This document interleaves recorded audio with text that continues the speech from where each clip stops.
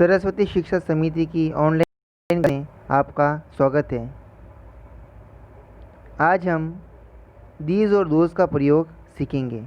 इससे पूर्व के अध्याय में हमने दीज और डैट का प्रयोग सीखा है।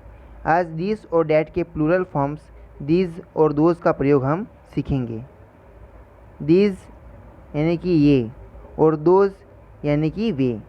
दीज और दोज के साथ हमेशा आर या वर का प्रयोग होता है क्योंकि ये प्लूरल प्रोनाउन माने जाते हैं।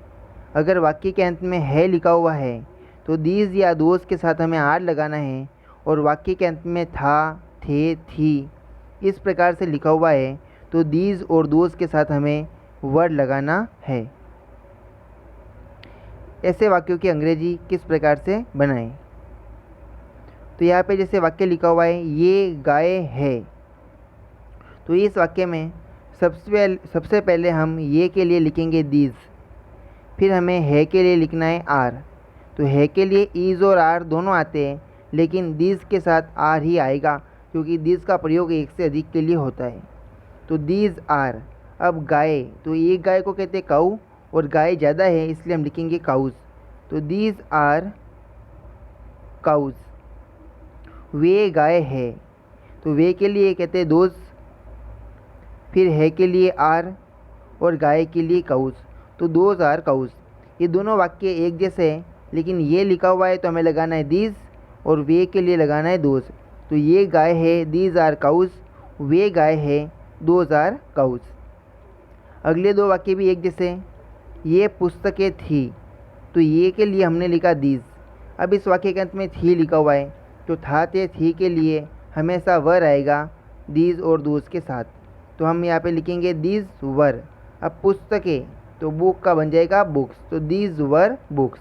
अगला वाक्य है वे पुस्तकें थी, तो वे के लिए हम लिखेंगे दोज, फिर थी के लिए आएगा वर, और पुस्तकें के लिए बुक्स, तो दोज वर बुक्स।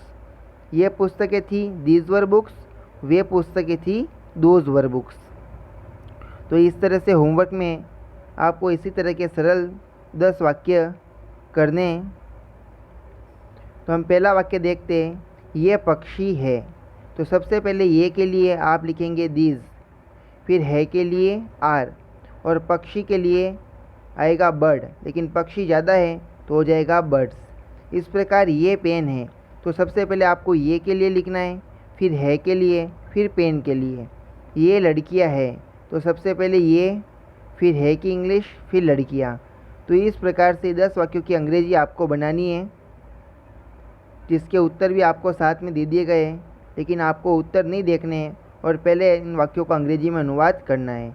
और अगर आपको कोई समस्या आती है तो फिर आप उत्तर में देख सकते हैं। धन्यवाद।